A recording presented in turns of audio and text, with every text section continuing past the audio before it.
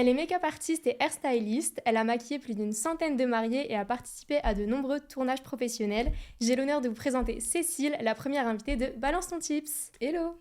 Hello tout le monde, c'est Océane et bienvenue dans Balance ton Tips, le podcast qui met en avant les jeunes créateurs de demain. Pour ce premier épisode, je vous retrouve avec mon amie d'enfance, Cécile, qui va aujourd'hui nous raconter son parcours, son histoire que j'adore et aussi mettre en avant toutes ses créations.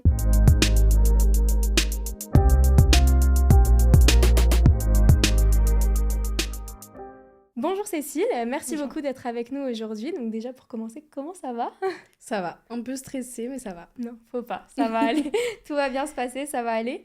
Est-ce que tu peux présenter un petit peu rapidement ton activité, qui tu es, qu'est-ce que tu fais ? Je m'appelle Cécile, du coup, j'habite à Tourcoing, j'ai 24 ans. Et je suis make-up artiste depuis la fin de mes études en 2020. J'ai aussi un autre job à côté. Je travaille en restauration, c'est vraiment à temps partiel. De base, c'était surtout pour payer mes études. Ensuite, c'était en complément de mon revenu de make-up artiste. Et maintenant, c'est surtout parce que j'ai rencontré mon chéri là-bas et du coup, je partage des chouettes moments avec lui aussi là-bas. Donc pour l'instant, c'est ça. Et du coup, je suis make-up artiste la plupart du temps. Et je travaille beaucoup pour les mariages en ce moment. Et je suis formée pour le studio de base. Donc pour tout ce qui est tournage, défilé, beauté. Voilà. Et du coup, cette passion donc, pour le make-up et la coiffure, comment c'est venu ? Est-ce que ça t'est venu dans ton enfance, avec les études ou... Dans mon enfance, pas du tout. J'ai une maman qui se maquille pas du tout. D'accord. Donc de base, j'ai pas eu le droit de toucher au maquillage avant très, très tard, avant 16-17 ans. Je voulais être pédopsychiatre de base. Oui. Ouais. J'ai suivi vraiment le cursus pour donc, des études scientifiques. J'ai toujours été douée dans le domaine des sciences. Donc c'était un peu ce qui était prévu. Et arrivé à 16-17 ans, quand j'ai vraiment dû faire des vœux pour l'avenir, pour des écoles, des études sup, je me suis posée et en fait j'avais en passion le make-up. Tout ce qui était un peu créatif. J'adorais dessiner, j'adore toujours dessiner et me maquiller et me coiffer. Et je sentais que j'avais un petit potentiel là-dedans quand je me coiffais ou que je me maquillais à l'école. On me disait « Ah, c'est joli, comment t'as fait ça ?» et tout. Et du coup, je me suis vraiment posée. Je me suis dit « Allez, j'hésitais vraiment. » Je me suis dit « Go make-up. » Au pire, c'était que 2 ans après le bac. Si jamais tu te trompes, si jamais c'est pas ce que tu veux faire, si ça fonctionne pas, tu pourras toujours tenter des études un peu plus scientifiques derrière. Et en fait, ça m'a plu. Et j'y suis toujours. Du coup, tu as fait directement après ton bac, tu as fait une école spécialisée donc, dans le make-up, dans la coiffure et c'est tout. ça, okay, direct après le bac. Et donc après cette école, c'est là où tu as lancé ton activité. C'est ça, je suis sortie en novembre 2020 et j'ai directement créé mon entreprise à ce moment-là. Ok. Donc, plein Covid, c'était pas l'idéal. C'est vrai. Mais je pense, peut-être inconsciemment, je me suis dit, si je le fais pas maintenant, je vais peut-être continuer dans ce job de restauration que j'ai à côté. Et si je me lance pas tout de suite maintenant, ça va être compliqué. Après le Covid, je vais peut-être perdre l'envie ou la motivation. Et du coup, je me suis directement lancée dedans. Je me suis formée. J'ai eu des opportunités que j'ai pu saisir. Je me suis formée du coup en make-up mariée. Et voilà. En regardant tes réseaux sociaux et ton site internet, j'ai vu que tu étais spécialisée donc, dans le make-up de mariée et la coiffure aussi. Et pour des tournages de clips, des courts-métrages, etc. Est-ce que c'est vraiment un choix de te spécialiser dans ces 2 cibles ou tu veux un peu t'élargir aussi dans d'autres domaines ? De base, je suis formée en make-up studio. Donc, c'est vraiment les tournages, les défilés. J'ai appris aussi des techniques de base de la beauté. Et quand je suis sortie d'école, c'était vraiment focus studio, tournage, défilé. J'avais peut-être... Allez, le projet était peut-être un peu parti parce que c'était pas trop le milieu dans lequel je souhaitais évoluer. Je suis sortie d'école. J'ai une ancienne prof qui m'a contactée pour me proposer de me former un peu plus profondément dans les techniques du mariage. C'est vraiment des techniques qui sont un peu différentes quand même. Ouais, et sur tout ce qui va bien avec tout ce qui est les essais, la gestion des mails, de l'entreprise même, les acomptes, tout ça. Ah oui. Et sur le coup, les mariages, c'était pas du tout ma cible. Et je me suis dit, en fait, c'est le Covid. J'ai rien à faire. Il n'y a pas de projet. Ouais, c'est vrai, c'était le Covid. Donc C'est ça. Viens, lance-toi là-dedans et t'essayes et tu verras. J'avais plein de stéréotypes, d'a priori sur les mariages. J'avais peur de faire ce que j'ai... des looks qui me plaisent pas et tout. Et en fait, je me suis rendu compte que les mariés, les demandes des mariés te ressemblent et ressemblent au travail que tu fais par la suite. Donc, je me suis formée. Et là, j'adore les mariages. J'avais peur que ça soit pas assez exigeant, par exemple. Oui. Mais honnêtement, pour une mariée, le jour de son mariage, l'exigence, il n'y a pas de problème. C'est vrai. Ouais, franchement, il y a ce qu'il faut. Vraiment. Et non, vraiment, j'aime bien ce contact avec les particuliers. Voilà, donc c'est vraiment... je suis formée pour le studio et je me suis par la suite. Et j'adore. Maintenant, Tant mieux. j'adore, ouais. En plus, les mariées, elles savent parfois ce qu'elles veulent, comme maquillage, etc. Mais parfois, tu dois aussi les guider un petit peu, non avec là, votre teint, votre forme de yeux. Souvent, elles savent ce qu'elles veulent. Ouais. Parce qu'elles voient sur les réseaux sociaux des coiffures, des make-up, et en fait, c'est pas vraiment ce qui leur correspond. Donc, ouais, on les oriente, mais en général, elles savent. Elles savent, du coup. En tout cas, les mariés qui me contactent, elles savent. Ok. Ouais. Et toi, ça te dérange pas, du coup, qu'elles te disent, bah voilà, j'ai envie de tel make-up, et toi, t'exécutes ce make-up-là Non, parce que en général, ça ressemble à ce que j'aime faire. Ouais. Et des fois, ça sort un peu de ce qu'on a l'habitude de faire, donc c'est chouette. Ça change un peu, il y a des choses un peu plus originales, un peu plus colorées, un peu moins colorées. Et voilà, c'est chouette. Bah, tant mieux. Ouais. Et du coup, donc, si j'ai bien compris, donc t'avais 20 ans oui, c'est ça. pour le Covid. Ouais, t'avais 20 ans quand t'as Ouais. lancé ton activité. T'as dû quand même ressentir une grosse différence avec tes proches, tes amis, dans les discussions, etc., Ouais. non? Le gap a toujours existé, depuis mes 18 ans en fait. Depuis le jour où j'ai dit je veux faire du make-up, j'étais entourée que de personnes qui faisaient des études scientifiques. Mes copines, elles partaient toutes en médecine et tous mes potes, ils partaient en ingé. Mais c'est véridique ce qui se passe. Et en fait, et moi, j'étais partie pour la médecine. Et déjà, à ce moment-là, quand j'ai dit je veux faire du make-up, ils m'ont tous regardé en mode qu'est-ce qui lui arrive celle-là, vraiment. Mais j'ai pour tout le monde, hein, que ce soit mes potes, que ce soit ma famille, que ce soit aussi mes profs. Et je suis vraiment, je suis restée bloquée sur mes positions. J'étais sûre de ce que je voulais faire. Donc déjà, ça a commencé à ce moment-là. Ensuite, par la suite, quand je parlais de ce que je faisais à l'école, les gens, ils avaient vraiment du mal à comprendre. Et ce que j'entends, c'est pas des études assez très claires pour tout le monde. Ouais. Comment ça, t'as des devoirs à rendre alors que tu maquilles? C'est bizarre. Tu dois rendre quoi? Tu dois faire quoi? Donc là, il y a encore un écart qui s'est créé. Et puis maintenant, aujourd'hui, le fait de faire des mariages, bah, littéralement, le vendredi soir, je peux pas sortir parce qu'il y a le mariage le samedi et la plupart...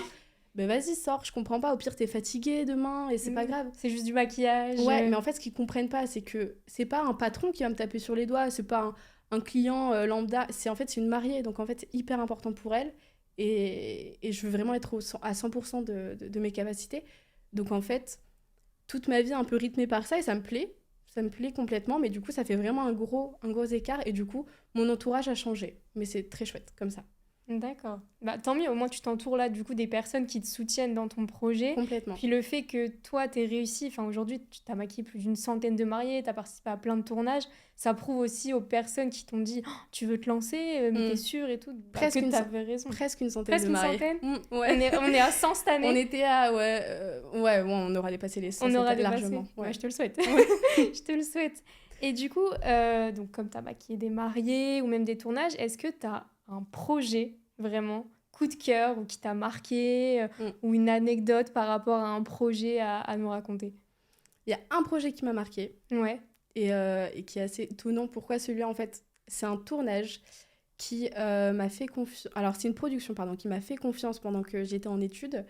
Donc, j'ai fait un stage chez eux et je suis venue avec tout mon bagage de technique en make-up, en coiffure. Je suis venue, je vais devoir faire des teints classiques ou quoi. Et en fait, c'était vraiment un projet où on m'a dit, écoute, on veut que les comédiens paraissent sales, plein de sueur, de la crasse sous les doigts. Ouais. Et en fait, vraiment, j'étais vraiment partie avec mon bagage de beauté, en fait. Et on nous en avait parlé à l'école que ça pouvait arriver, ce genre de situation. Mais quand tu le dis, c'est un peu étonnant. Bah oui, j'imagine. Donc on salit les gens, machin. Donc ça, c'était chouette parce que ça m'a complètement donné un autre point de vue sur ce métier. Et puis la même production, du coup, le tournage a continué et il est toujours d'actualité. Ça s'appelle Les Chroniques de Glivensburg. Donc c'est vraiment un tournage un peu participatif, bénévole. Enfin, déjà, c'est chouette. C'est le premier tournage, le gros tournage que j'ai fait qui a duré un peu plus de 3 semaines. Ah oui, quand même. Donc ce qui était beaucoup pour moi à l'époque, en tout cas, c'était quand même pas mal. On a tous dormi ensemble, on était une grosse équipe, c'était chouette. Et c'est aussi la première fois où j'ai dû gérer une équipe. Donc j'ai fait appel à deux étudiantes pour pouvoir venir m'aider pour ce projet-là. Donc j'ai transmis, j'ai formé sur de la pose de prothèse, tout ça. Donc en fait, c'est vraiment cette production, ce projet-là, où j'ai pu découvrir plein de nouvelles choses. Donc c'est celui-là vraiment qui m'a marqué et qui continue à me suivre et peut-être qu'il me suivra encore, parce que c'est une série, donc jusqu'à la Du fin de coup, la il y série... a toutes les saisons encore bah à c'est faire, ça, tous c'est les ça. maquillages. Donc ça va peut-être me suivre, j'en sais rien, mais vraiment c'est ça qui m'a marqué le plus. Ah, ça devait être quand même vraiment spécial de devoir transformer des gens sales, enfin du coup en sales, alors Ouais. que de base ils ont une belle peau, où tu pouvais faire un joli Bah c'est ça. teint. Après, enfin c'est littéralement le métier qu'on est censé. Oui. Enfin, c'est ce qu'on nous demande de faire. Mais vraiment à ce moment-là, c'était pendant mes études, c'était complètement à contre-courant de ce qu'on nous apprenait à l'école en fait. Et ouais, c'est surprenant. Ouais, Mais bah c'est super oui, chouette. j'imagine. Mais du coup, donc toutes les autres saisons, il faudra faire la même chose, enfin les rendre Dans sales, l'idée, ouais. etc. À moins qu'il y ait un truc de Un fou. revirement de Ouais, mais je situation. pense que dans l'idée, on va rester dans. C'est une histoire dans la campagne, dans les années. C'est l'après-guerre, dans les années Ah 20. oui, oui, donc oui. Donc ouais. Ils auront pas un beau make-up flawless. À moins qu'il y ait un truc. Il peut se passer un truc à un moment donné, j'en sais rien, mais je pense pas. Ok, je comprends. Et du coup, donc comme là pour ce tournage, tu as eu donc 2 personnes avec toi, donc tu as formé. Est-ce que tu continues à former des jeunes qui veulent se lancer ou des personnes? Non. Non, bah c'est vraiment pour ce projet-là, j'ai formé. Et puis si demain j'ai d'autres projets où je dois former, c'est avec grand plaisir. Mais non, c'est pas... Pour l'instant, c'est pas un... Je me sens pas encore... Ça fait que 4 ans. Ouais. Je me sens pas encore assez légitime pour pouvoir transmettre ou former des personnes. Après, je suis hyper... Enfin, s'il y a besoin de conseils sur certaines choses, avec grand plaisir. Mais je me sens pas encore assez légitime pour l'instant pour faire ça. Et t'aimerais bien plus tard? Franchement, ouais. Ouais, devenir Ouais. une formatrice en make-up Carrément. dans des écoles ou même Mm. dans, je sais pas, pour des mariages du coup. Bah, je pense que je vais peut-être toujours avoir envie d'évoluer. Ouais. J'adore ce que je fais. C'est bien, c'est vraiment chouette, mais je pense que dans 10 ans, je vais vraiment avoir envie de faire autre chose. Je suis vraiment pas... Et je suis pas fermée non plus à l'idée d'un jour être prof de maths à 50 ans, c'est très bien aussi. Enfin, tu vois, je suis vraiment... Ah oui. Ouais, ouais. En fait, t'es ouverte aux opportunités de la vie. Bah, carrément.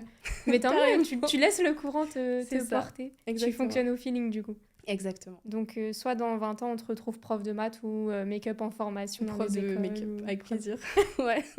Bah, n'hésitez pas à suivre les aventures de Cécile, du coup. Est-ce que tu aurais un tips à donner à des jeunes comme toi qui veulent se lancer, qui ont 20 ans, qui adorent le make-up et qui veulent faire un peu le même parcours que toi? Est-ce que tu aurais vraiment un conseil à leur apporter? Le plus gros conseil, mais que ça soit en make-up ou pour tout, c'est déjà de s'écouter. Pas suivre ce qu'on nous a proposé. C'est-à-dire que vraiment, moi, on me l'a servi sur un plateau d'argent, ces études de médecine. Alors que c'est très difficile, les études de médecine, c'est pas le problème. Mais c'était tellement logique d'aller là-dedans que, en fait, j'ai vraiment pris le temps de m'écouter. Et tout le monde ne prend pas ce temps-là. Et je pense que c'est important. Si on se trompe, c'est pas grave. Parce que j'étais vraiment très chill sur ce truc de si tu te trompes dans 2 ans, c'est pas grave. C'est de l'argent dépensé, c'est du temps qui passe, c'est même pas du temps perdu, c'est juste Mais du temps ça qui passe. arrive. Mais c'est pas grave en Mais fait. oui, ça Donc pas arrive. se mettre la pression et saisir les opportunités. C'est-à-dire que moi en sortant d'école, si j'avais pas saisi cette belle opportunité de me Ouais. former, de me spécialiser en make-up, en mariée, où j'avais vraiment des a priori, bah j'aurais peut-être raté des belles choses, que ça soit sur le plan pro ou sur le plan perso. Donc je pense que vraiment saisir les opportunités, C'est la clé c'est la clé. pour je pas pense. regretter plus tard Exactement. un projet qu'on n'a pas fait. Exactement. Super. Eh bien, c'est la fin de ce premier épisode de Balance ton tips. Merci Cécile d'avoir été avec Avec nous grand aujourd'hui plaisir. et merci à vous de nous avoir regardés ou écoutés. Si vous souhaitez suivre Cécile dans ses aventures, je vous laisse ses réseaux sociaux sur l'écran et en barre de description. N'hésitez pas à vous abonner et à liker cette vidéo si ça vous a plu. Et moi, je vous dis à très bientôt pour une nouvelle vidéo. Bye bye!